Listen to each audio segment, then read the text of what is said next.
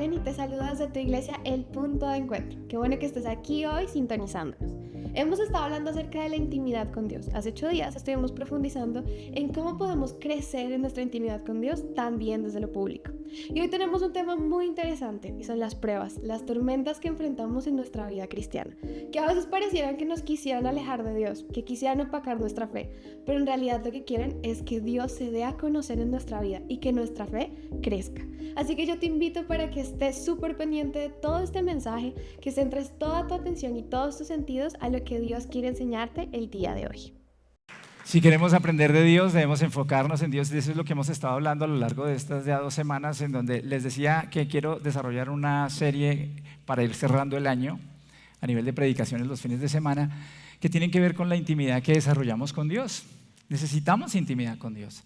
Y Dios ha puesto en mi corazón muy fuerte eso para este fin de año en la iglesia. Y es para el punto de encuentro, pero también sé que es para la iglesia en general, en Colombia.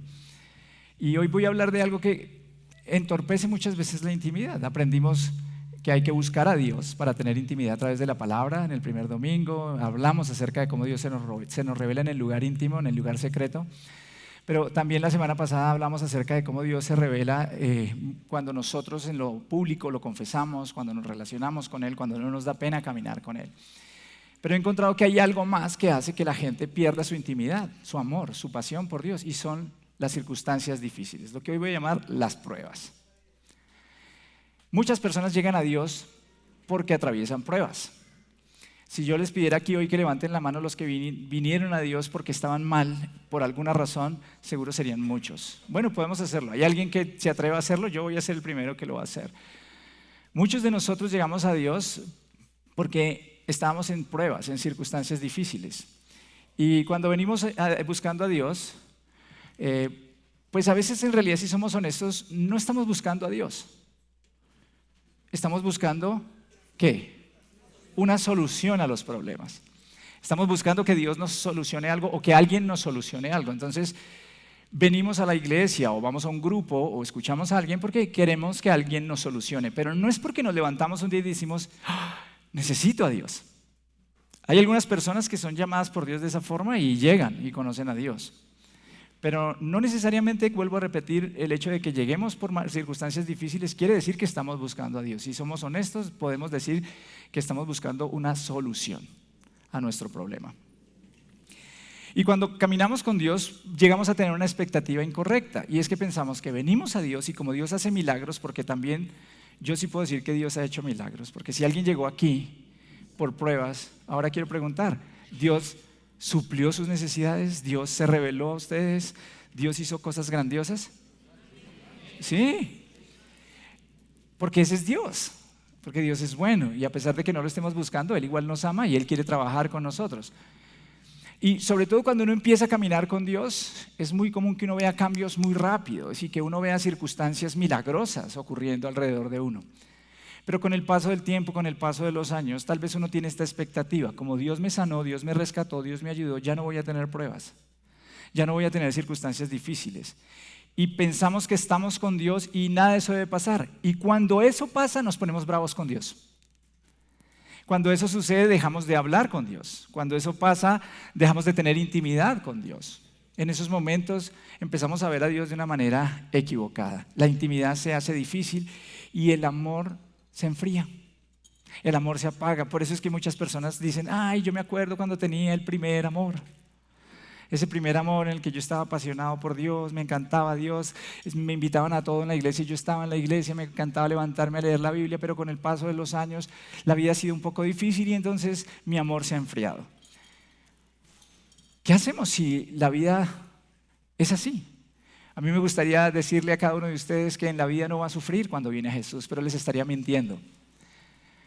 Yo podría pararme y decir que Dios simplemente va a hacer todo para que ustedes no sufran y les estaría mintiendo. Yo podría pararme acá y decirles, tranquilos, vengan a Cristo, que no van a volver a sufrir. Y como había por ahí un lema, pararán de sufrir. No es cierto, no es cierto. Tenemos que enfrentar la verdad, tenemos que enfrentar la realidad.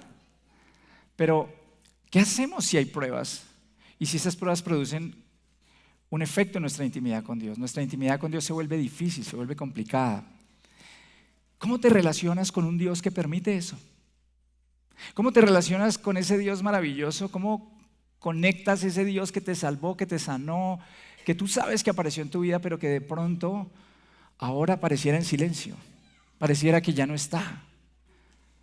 Y muchos desarrollan rencor hacia Dios porque han entendido mal a Dios. Tenemos una visión equivocada de Dios y también tenemos una visión equivocada de las pruebas o de las circunstancias difíciles en nuestra vida. Creo que no hemos entendido. Entonces, muchas personas dicen, esta prueba, esto es una prueba, un test que Dios me pone. Yo quiero decirte que sí, Dios permite ciertas cosas, pero las cosas que Dios permite y las pruebas que tú atraviesas no son para probar, porque Dios quiere saber cómo vas a reaccionar. Te tengo una noticia, Dios ya sabe cómo vas a reaccionar. Quiero que entiendas que Dios lo conoce todo. Entonces, cuando Él permite que tú pases por una prueba, Él no está ahí esperando, a ver, Laura, Alex, ¿cómo reaccionarán ante esta prueba? Él sabe cómo lo vas a hacer. Así que el propósito de las pruebas no tiene nada que ver con que Dios llegue a conocer tu reacción. No tiene nada que ver con un examen. No es como un profesor en la universidad que te hace un examen a ver si lo pasas o no lo pasas. El propósito de la prueba es algo diferente y se trata más bien de revelarte algo a ti. Cuando Dios permite que pasemos por las pruebas es porque Dios quiere que nosotros aprendamos a conocer algo. Y solo a través de las pruebas lo conocemos en un mundo caído. Estamos en un mundo caído, déjame recordarlo. Por tanto, nada es perfecto, no todo es perfecto. La perfección solo se encuentra en Dios y algún día cuando estemos con Él estaremos en esa perfección, pero por ahora no. Y lo que Dios ha hecho es enviar a su único Hijo Jesucristo para tratar de restaurar aquello que está roto en esta tierra. Y mientras tanto todavía enfrentaremos cosas difíciles. Entonces yo quiero que hoy entendamos cuál es el propósito de las pruebas para que al entender ese propósito nosotros podamos desarrollar una intimidad más profunda con Dios. Y para eso traigo el ejemplo de los ejemplos de la Biblia, de lo que es el sufrimiento. Y seguro que los que conocen la Biblia saben a quién me refiero. ¿A quién? Sí, a Job. Job. Hay un libro en la Biblia completo dedicado a un personaje cuyo nombre fue Job. Job es un hombre que sufrió muchísimo. Por eso digo, es como el ejemplo más grande que hay de sufrimiento y de cómo se atraviesa el sufrimiento y las etapas que hay en el sufrimiento. Obviamente hoy no tengo el tiempo para abordar todo el libro y todas las enseñanzas que hay allí. Pero quiero usar a Job para lanzarme en la tarea de entender cuál es el propósito de las pruebas. En Job capítulo 1, solo empezando el mismo libro, en el versículo 1 hay una perla que cuando uno la lee hace que uno se cuestione aún más sobre lo que pasa en el transcurso del libro. Había un hombre llamado Job que vivía en la tierra de Uz. Era un hombre, ¿qué? Repítalo otra vez. Era un hombre intachable, de absoluta integridad, que tenía temor de Dios y se mantenía apartado del mal. ¿Cuántos pueden levantar la mano y dicen, esta es la descripción de mi vida? Yo esperé que hubiese más manos levantadas hoy. Era un hombre ¿cómo? Intachable, no había nada que señalarle, nadie le podía señalar algo, nadie. Íntegro, ¿qué significa íntegro? Que era el mismo siempre. Integridad es soy uno, no tengo varias caras. Así que era el mismo en público, en privado. Era una persona con la que uno sabía a qué podía atenerse. Y además miren esto, tenía temor de Dios, respetaba a Dios, respetaba sus mandamientos y se mantenía apartado del mal. Entonces, bajo la óptica que les mencioné ahora, ¿qué esperaría uno que sucediera en la vida de un hombre como este? Que fuera tranquilo en la vida, surfeándola, disfrutando, sin problemas. Pero la Biblia dice otra cosa. La Biblia dice allí en ese mismo libro que él empezó a experimentar sufrimiento. Y un sufrimiento pero gigantesco. Perdió todas sus posesiones materiales. Perdió a sus hijos. Murieron sus hijos. Perdió su salud. Y por último, perdió a su esposa. Que creo que fue algo bueno. Porque cuando tú lees el tipo de mujer que era esta, realmente era muy complicado. Perdón, Señor, ese fue un apunte mío, ¿ok? Pero era un buen hombre, era un buen tipo. ¿Por qué pasó Job por todo lo que dice el libro de Job que él tuvo que pasar? O sea, ¿por qué tanto sufrimiento? ¿Por qué tanto dolor? ¿Qué pasa, Dios? ¿Dónde estás? Había algo que Dios buscaba al permitir las pruebas en la vida de Job. Y yo voy a ir directo a la respuesta. Voy a ir directo porque no tengo tiempo para ahondar acá. Entonces me voy al final de Job, al final del libro de Job. Y entonces me voy al capítulo 42 de ese libro y en el versículo 2 dice esto. Es Job el que habla a Dios. Sé que todo lo puedes y que nadie puede detenerte. Tú preguntaste, ¿quién es este que pone en duda mi sabiduría con tanta ignorancia? O sea, Job en su prueba estaba furioso también y hacía preguntas que venían de su ignorancia. Soy yo y hablaba de cosas sobre las que no sabía nada, cosas demasiado maravillosas para mí. Job está reconociendo que la vida a veces nos supera y que no hay respuestas que nosotros a veces podamos obtener. Tú dijiste, escucha y yo hablaré. Tengo algunas preguntas para ti y tendrás que contestarlas. Y eso fue lo que hizo Dios con Job. Le hizo preguntas y Job no pudo contestarlas. Y entonces Job concluye después de todo esto. Hasta ahora solo había oído de ti, pero ahora te he visto con mis propios ojos. Me retracto de todo lo que dije y me siento en polvo y ceniza en señal de arrepentimiento. Para mí el propósito principal de atravesar pruebas y circunstancias difíciles en esta tierra es que nosotros veamos a Dios. Voy a repetirlo.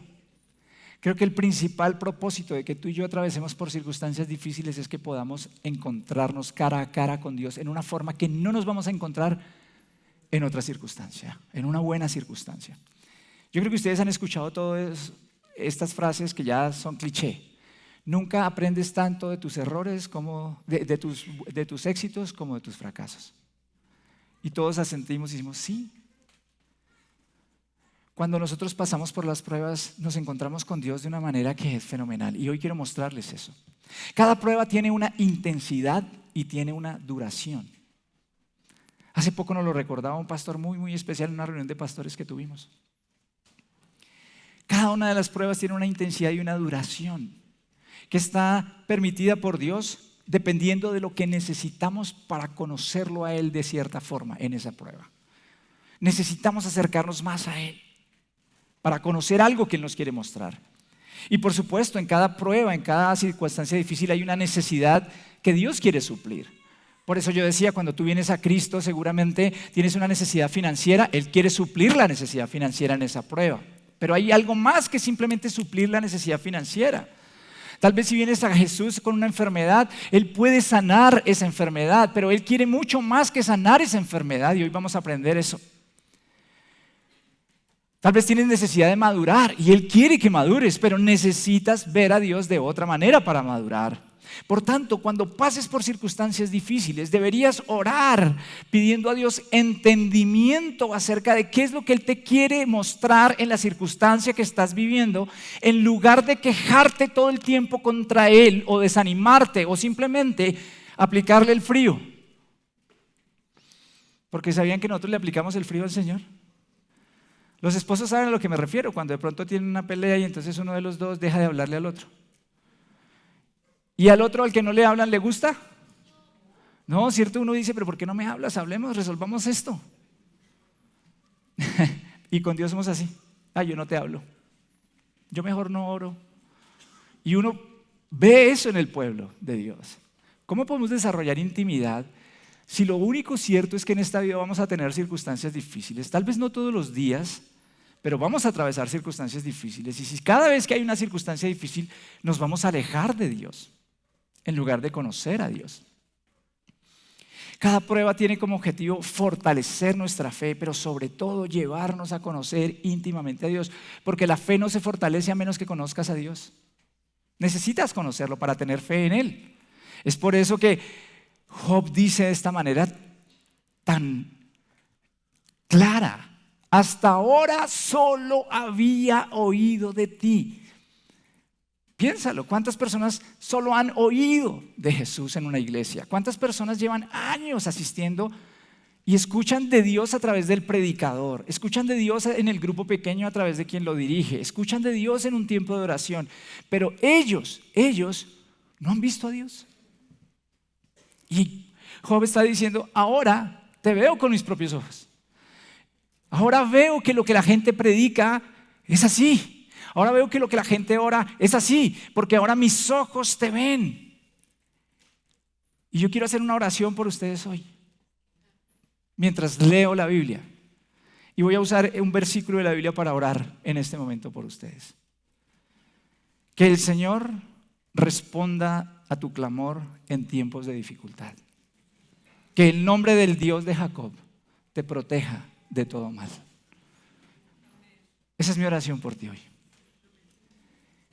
Que en tiempos de dificultad el Señor te responda y puedas escucharlo, y que el nombre del Dios de Jacob, el Dios de Israel, el Dios de la Biblia, el Dios de Jesús, se te revele en medio de tu circunstancia, en medio de lo que estás viviendo. Es muy importante que lo conozcas, porque el nombre de Dios en la Biblia viene a ser sinónimo de su presencia. Cuando vemos el nombre de Dios es su presencia misma, Él manifestándose a través de nosotros. ¿Recuerdas que hace un par de domingos cuando hablé de Moisés, Dios le dijo a Moisés, y dice la Biblia que Dios le reveló su nombre a Moisés en la intimidad? Es lo que Dios quiere hacer contigo y conmigo. No solamente quiere decirte cómo se llama, Él quiere explicarte qué significa su nombre en cada circunstancia de tu vida. ¿Qué significa? Y Él quiere aparecer en cada circunstancia para cambiar esa circunstancia, para cambiar tu corazón, pero sobre todo para que te enamores de Él. En las pruebas podemos conocer a Dios íntimamente, podemos hacerlo. Nuestra relación con Él se puede fortalecer si le enfrentamos esa prueba, esa situación difícil con la actitud correcta, con el corazón dispuesto, no quejándonos y quejándonos y quejándonos y quejándonos y alejándonos de todo, de Dios, de la gente, de la familia, de la iglesia, sino poniendo nuestro corazón donde tiene que estar, porque hoy quiero que repitas esto conmigo. Dios se revela en las pruebas. Dios se revela en las pruebas. Y hoy voy a hacer un recorrido rapidísimo por algunos pasajes de la Biblia para darles ejemplos que nos permitan entender cómo se revela Él. Te invito a que tomes nota hoy, porque lo vas a necesitar. Porque espero que hoy Dios te hable de alguna forma y puedas profundizar en la semana en los pasajes que voy a tocar, en las historias que voy a contar. Cada historia me tomaría más de una prédica de enseñar, pero quiero que veas algo poderoso. Voy a tocar varias pruebas, varios personajes, y vamos a ver lo que Dios revela en esas pruebas, y probablemente tú vas a conectar con lo que está pasando allí. Personaje número 1 y prueba número 1, Abraham. Abraham es el padre de la fe, como lo conocemos los cristianos, es el originador. A través de él Dios levantó una nación que se llama Israel. Y Dios le ha dicho a Abraham, ya siendo viejo, que le va a dar un hijo y que a través de ese hijo le dará descendencia, y que su descendencia será como las estrellas del cielo, que será gigantesca, que él será padre de multitudes. Y Abraham le cree a Dios, y es viejo ya, porque este hijo de Abraham llega hacia los 100 años. Y de pronto, cuando este hijo tiene alrededor de 15 años, Dios aparece y le dice, Abraham, ofréceme a tu hijo. Llévalo a un monte que es el monte Moriah, y allí tú sacrificarás a tu hijo. Imagínense eso, es una circunstancia difícil, es una prueba muy compleja. Y Abraham obedece, no se nos cuentan todos los detalles de lo que él pensó, sintió, lo que se nos cuenta es que él obedeció. Y lo que sabemos por algunos otros pasajes de la Biblia es que él estaba convencido de que aún sacrificando a su hijo, Dios podría resucitar a su hijo para que él tuviera descendencia. Pero a ver, pongámonos en los zapatos de Abraham. Si Dios nos dice que sacrifiquemos a un hijo, aún diciéndonos en 15 días lo resucito, ¿ustedes lo harían? ¿Tomarían un cuchillo y se lo clavarían? Fuerte, ¿verdad? Muy fuerte, claro que es fuerte. Pero de pronto, ellos van caminando, llega con su hijo y el hijo le dice, papá, ¿y dónde está el animal que vamos a sacrificar? ¿Qué le contestas a tu hijo? Él dijo, bueno, Dios se encargará y Dios proveerá y Dios estará allí. Pues yo creo que el hijo ya, acuérdense, todos tenemos esta idea de que es que Isaac era un bebé. No, Isaac era un pelado, como decimos acá. No un pelado de acá, sino un joven. Y pues los chicos que estén acá de 15, 16 años saben que si su papá no les dice nada, hay algo que no está bien. Yo creo que tienen suficiente olfato para decir algo está pasando acá. Y después llega y lo empieza a amarrar.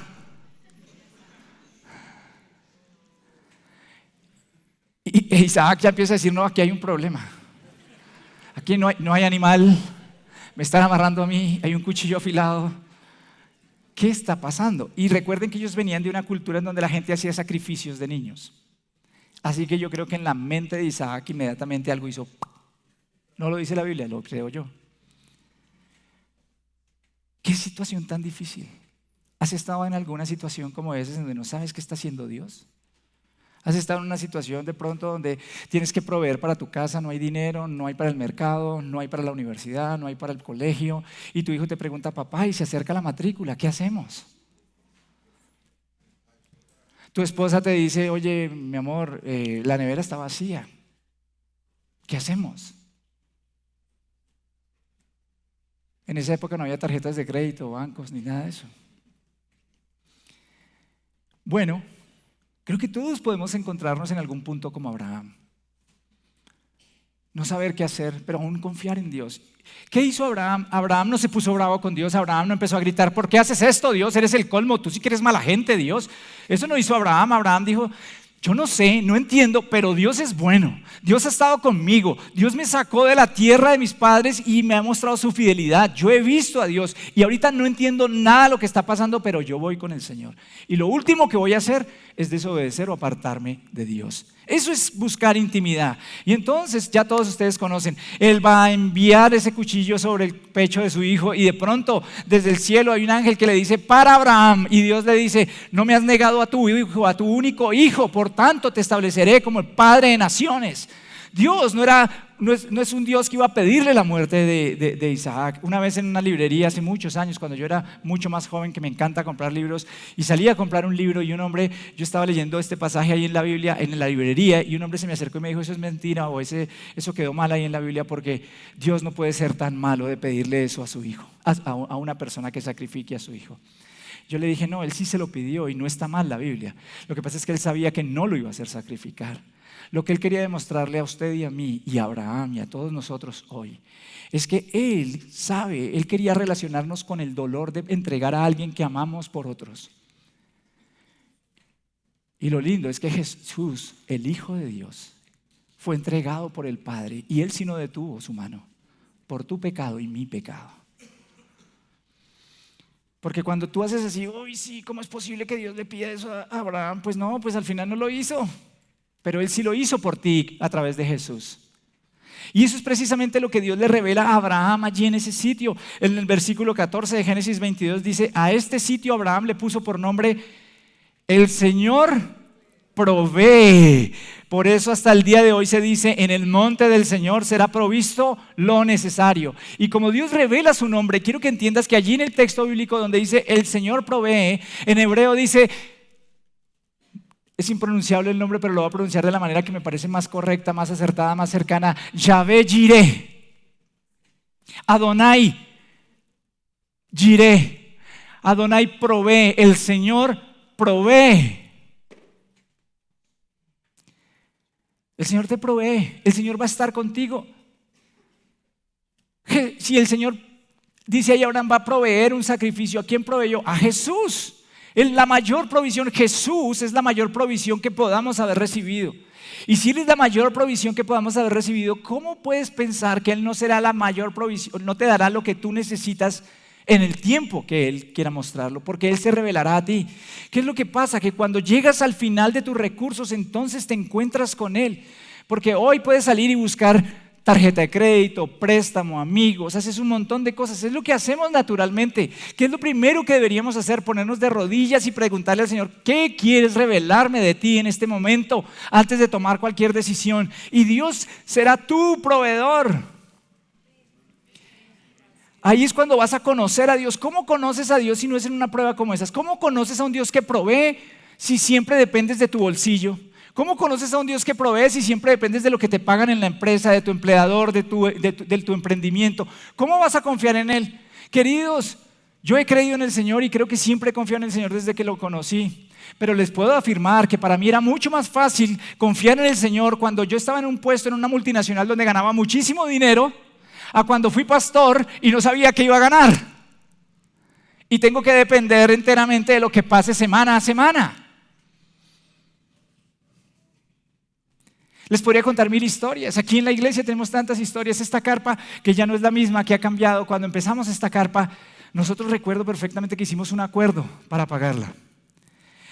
Y en esa época estaba nuestro querido Gonzalito, a quien recordamos con tanto cariño. Era mi mano derecha, era el administrador de esta congregación y él fue un hombre que plantó esta iglesia con nosotros e hizo cosas muy lindas acá. Y él era un gran administrador, un gran administrador.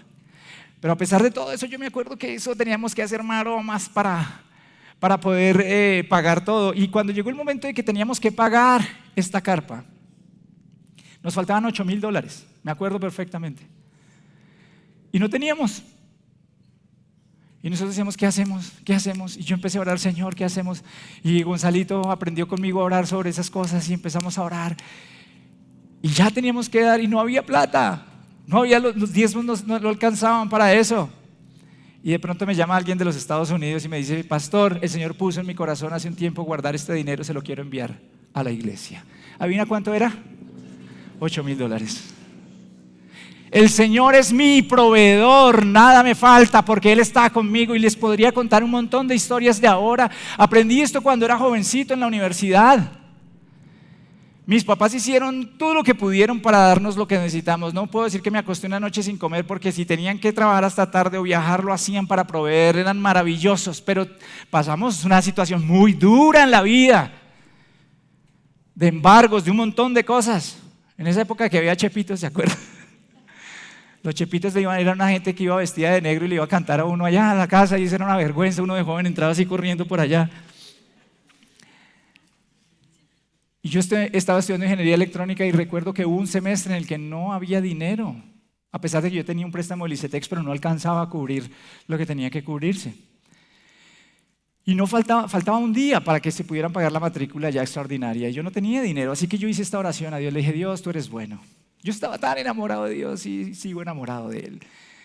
Señor, tú eres bueno, tú me pusiste en esta universidad, así que si tú me quieres aquí, tú vas a proveer, porque tú eres Yahvé, yo iré. Y si no y me quieres detener ahora, muéstrame por qué y a dónde tengo que ir y muéstrame tu voluntad. Y sabes, al otro día apareció mi padrino. ¿Qué necesita el muchacho? No son coincidencias, no son casualidades, son formas en que Dios trabaja cuando tú lo conoces en la intimidad. Entonces repite esto conmigo, el Señor es mi proveedor. Repítelo. Hoy en tu circunstancia, dile, Señor, quiero conocerte como mi proveedor. Prueba 2, el pueblo que salió de la esclavitud de Egipto. Un pueblo que estuvo todo el tiempo allá metido y de pronto llega Moisés y hace milagros en el nombre de ese Dios que se les reveló. Y ese Dios maravilloso los saca de la esclavitud. Y en medio del desierto se les revela. Fíjense que es en medio de la prueba. Ellos están corriendo. Si ustedes leen el Éxodo en el capítulo 15, van a darse cuenta que tenían al ejército egipcio en sus talones. Les estaban pisando los talones. O sea, es una circunstancia difícil. Por eso les digo que traje historias de un Dios que se revela en lo difícil. La gente se estaba quejando. Ay, ¿por qué nos sacaron aquí al desierto a morir aquí en el desierto? Y entonces, en el versículo 26, les dijo el Señor, yo soy el Señor su Dios. Si escuchan mi voz y hacen lo que yo considero justo, y si cumplen mis mandamientos y estatutos, no traeré sobre ustedes ninguna de las enfermedades que traje sobre los egipcios. Yo soy el Señor que les devuelve la salud. Si ustedes leen antes, les dice, miren, yo traje un poco de plagas, esa gente sufrió un poco de enfermedades, a ustedes yo no les traeré eso, porque yo soy el Señor que les devuelve la salud. En el hebreo dice, yo soy Yahvé Rafa. Soy el Señor sanador, soy el que traigo sanidad. Y esa palabra allí, ese texto, está diciendo es alguien que trae tratamiento para la enfermedad, pero no solo tratamiento, sino que previene la enfermedad, que alivia los síntomas de la enfermedad, que cuando atravesamos enfermedad en un mundo caído, Él está ahí con nosotros. No te estoy diciendo que no vas a pasar de pronto por una enfermedad, lo que te estoy diciendo es que en ese texto lo que Dios está diciendo es yo atravieso la enfermedad con ustedes. Entonces el Señor es el Señor que provee, el Señor es el Señor que sana. ¿Y en dónde vas a ver un Dios que sana? En la enfermedad. ¿En dónde vas a ver a un Dios que trae alivio? En la enfermedad. ¿En dónde vas a ver a un Dios que puede hacer cosas maravillosas? Cuando estás pasando por circunstancias difíciles. Entonces, si te alejas de ese Dios, no verás la mano de ese Dios y mucho menos conocerás el corazón de tu Dios. Y quiero recordarte algo, Jesús murió y resucitó para darte sanidad emocional, física, mental y sobre todo espiritual. Yahvé Jireh, Yahvé Rafa, el Señor provee, el Señor sana. Di eso conmigo, el Señor provee, el Señor sana. Más historias, más pruebas. Los mismos israelitas ahora enfrentándose con otro pueblo llamado los amalecitas. Van por el desierto, están rumbo a la tierra prometida y les toca enfrentar una batalla, una guerra. Y en esa guerra Dios vence de forma milagrosa. No tengo ahorita tiempo para mostrarles todo el detalle, pero les invito a que lo lean, es precioso. Está Moisés allí orando y mientras Moisés levanta las manos, el pueblo derrota al enemigo, pero cuando Moisés se cansa y las manos empiezan a bajar, el pueblo empieza a perder. Así que Josué y así que la gente que está alrededor de él empieza a subir los brazos a Moisés para que no se canse y ore.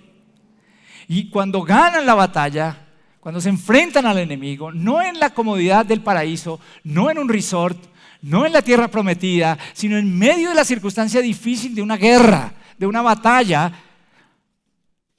Dios se revela a ellos y por eso Moisés edifica un altar y lo llamó ¿cómo? Según las traducciones al español, Él es mi estandarte.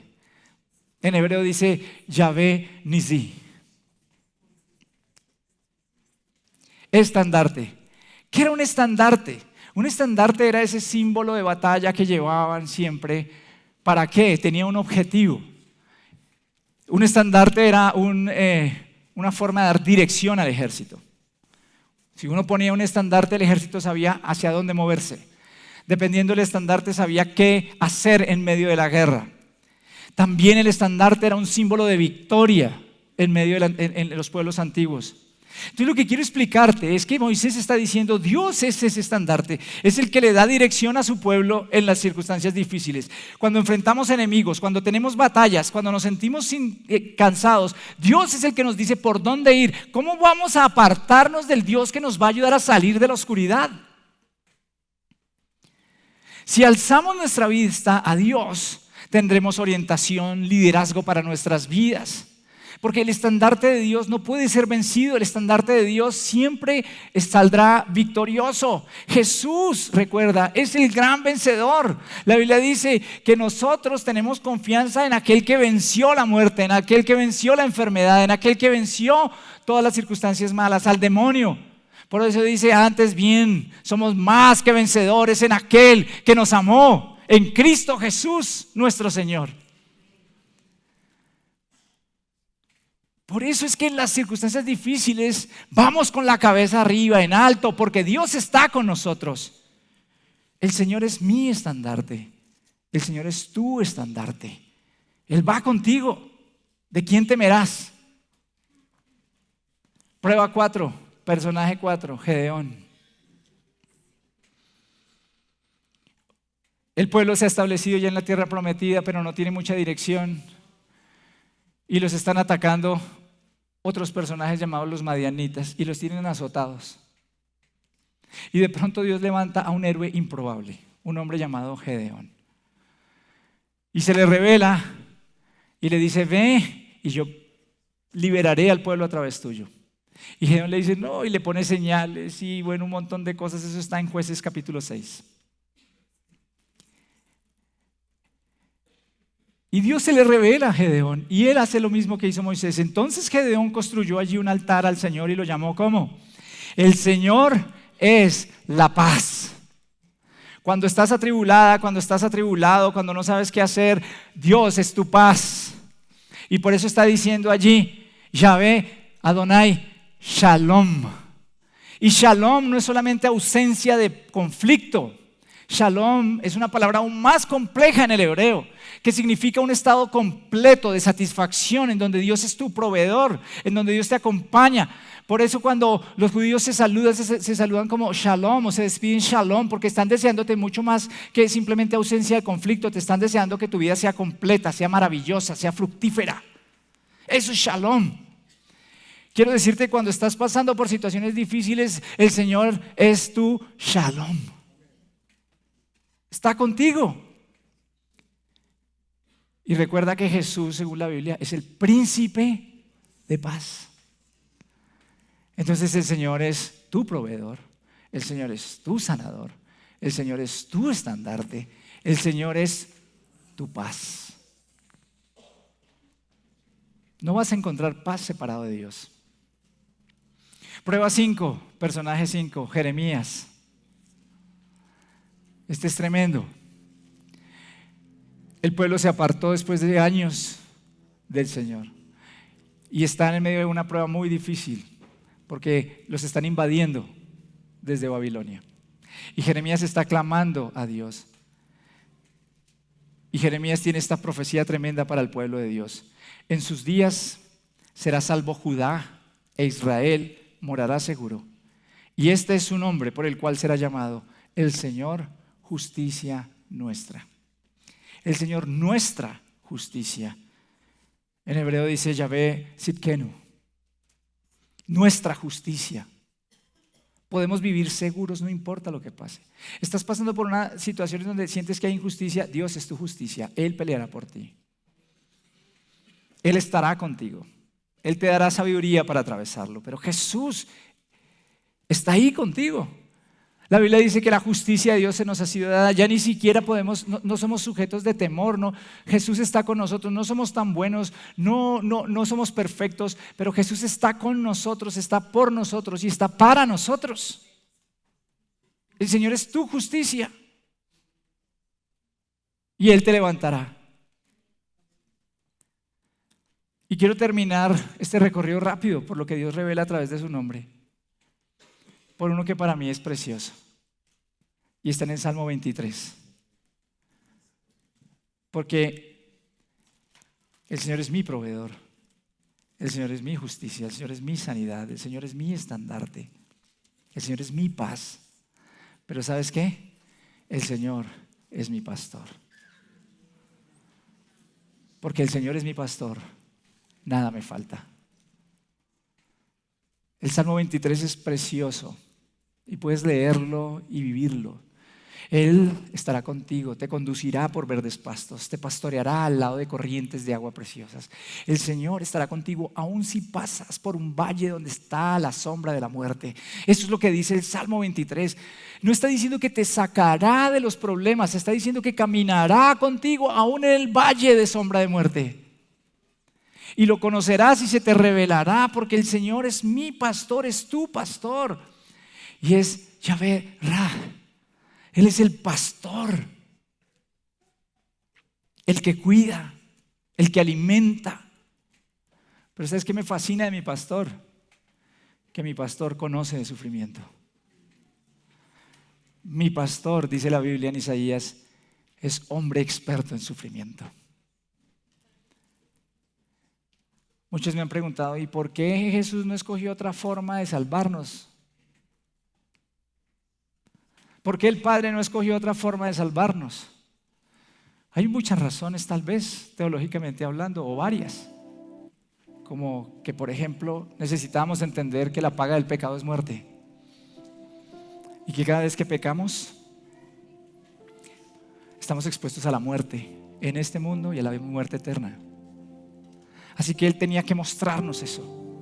Pero para mí hay algo que siempre ha resonado en mi corazón. Y es que Jesús, mi pastor, tu justicia, tu paz, tu sanidad, tu provisión, mi pastor, quería decirte, no sufres solo, no sufres sola.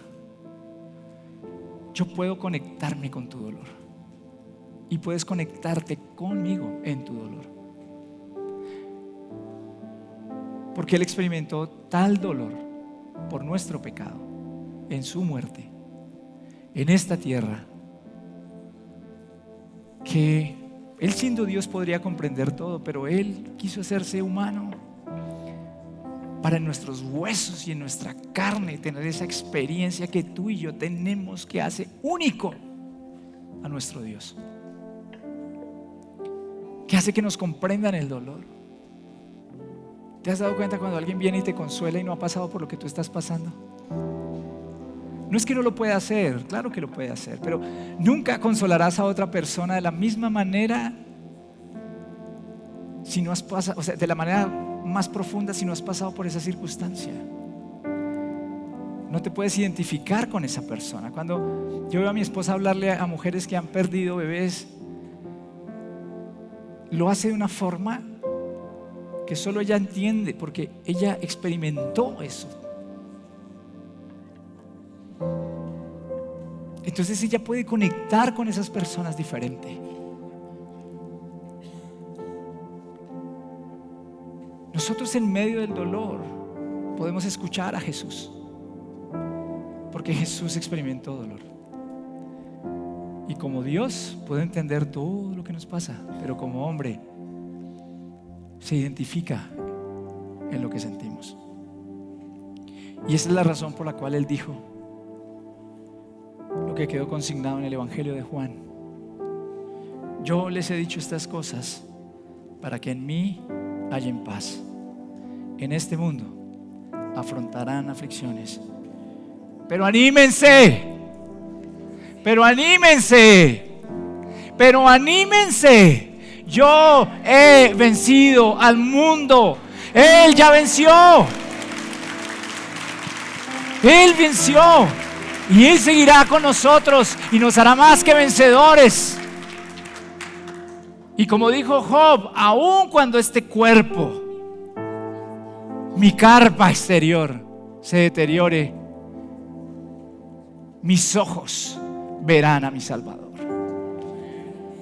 Aun cuando tú y yo algún día partamos de esta tierra y este cuerpo se deshaga, tú y yo seremos más que vencedores, porque como escribió el apóstol Pablo, ¿dónde está, muerte, tu aguijón? ¿En dónde está el poder del pecado y de la muerte? Ya no existen, porque Jesús, tu pastor, venció la muerte y el pecado. Ese es el Dios que tenemos. Aleluya, gloria sea al nombre, al bendito nombre del Señor. Eso es lo que tenemos que comprender. Así que si hoy has venido a este lugar y tienes una circunstancia difícil, yo hoy quiero orar por ti, porque quiero pedir que Dios se revele a ti. Cierra hoy tus ojos y recibe hoy la voz de Dios, el Espíritu Santo para ti. Hoy el Espíritu del Señor quiere revelarse a ti. Y no solo hoy, quiere que cuando salgas de acá, en donde quiera que vayas, en lo que quiera que hagas, Él pueda revelarse a ti y puedas conocerlo a Él íntima y profundamente.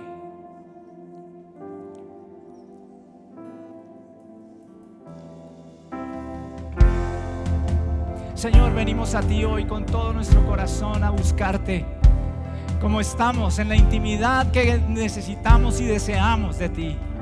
A ti te honramos, tu nombre es santo y maravilloso. Y hoy queremos cantar y adorar, pero también queremos escuchar tu voz, Señor.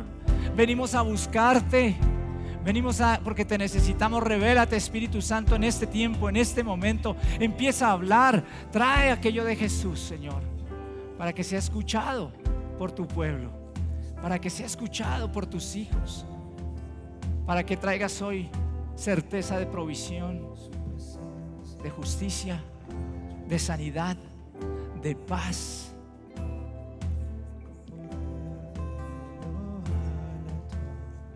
Que el poder del Señor venga hoy sobre nosotros. Espíritu de Dios, como lluvia ven, con tu eterno amor, tú inundas mi ser.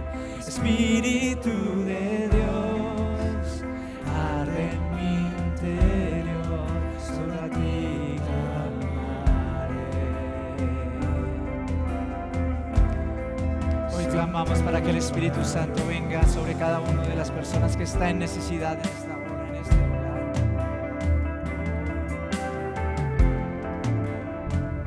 Señor, trae hoy certeza y convicción.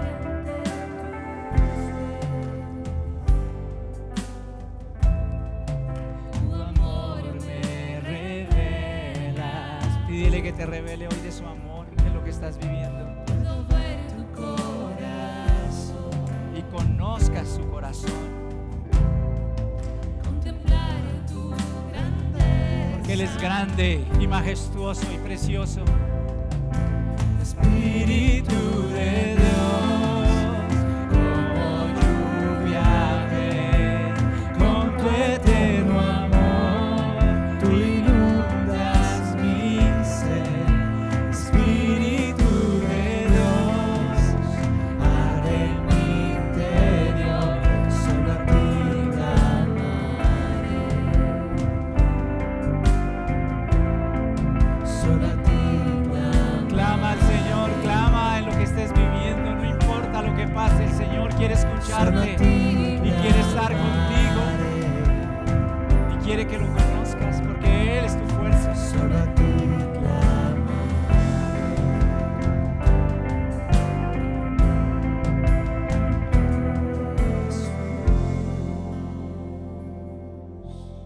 Jesús hermoso, tú prometiste que estarías con nosotros todos los días hasta el fin de los tiempos.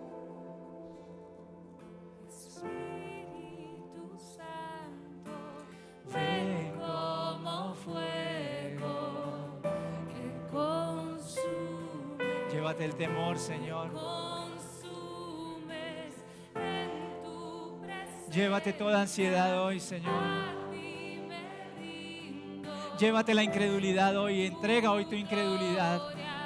con tu gloria. Espíritu Declara hoy tu firme convicción de que el Señor es tu pastor. como fuego que consume, me consumes en tu presencia. A ti me rindo en tu gloria, por tu gloria. Agua viva fluye en mi ser, me sumerges en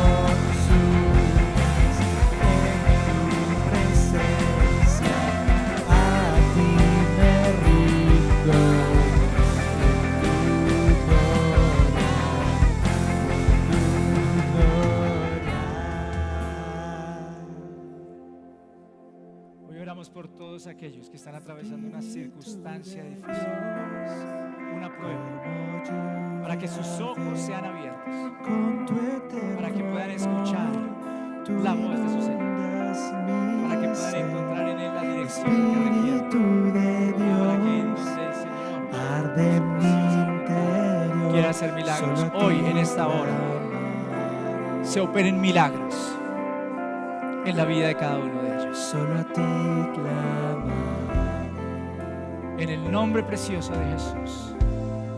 solo a ti Amén. clamar. Y amén. Dale un aplauso al Señor.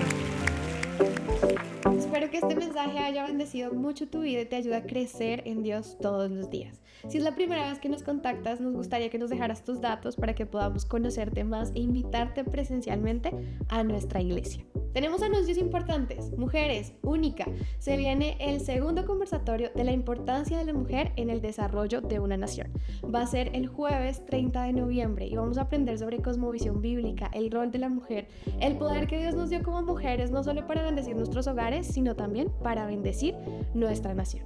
Se vienen también los bautizos el 2 de diciembre para que puedas seguir avanzando en tu camino a la fe, en tu conocimiento a Dios y puedas hacer esa confesión pública de que Jesús es tu Señor.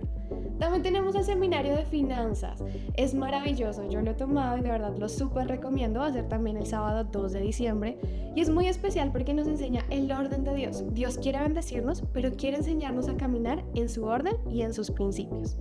Y queremos también recordarte que ya estamos próximos de tener nuestra cena navideña, así que espera pronto más detalles. Por último, queremos invitarte a dar. Es una bendición dar, es una bendición darle al Señor lo que le corresponde. Te invitamos a dar tus diezmos, tus ofrendas y vamos a orar por esto. Gracias Dios porque es una bendición poder recibir de tu mano y también darte. Gracias por las familias generosas, Señor, por sus corazones, Señor. Bendecimos las familias de nuestra iglesia, bendecimos las finanzas de esta congregación y todos los proyectos, Señor, que queremos hacer para que seas tú siempre respaldándonos. En el nombre de Jesús, amén. Recuerda que toda la información está en nuestra página web www.elpuntodencuentro.org. Ahí puedes conocer todos los detalles e inscribirte. Dios los bendiga, que tengan un maravilloso fin de semana. Chao.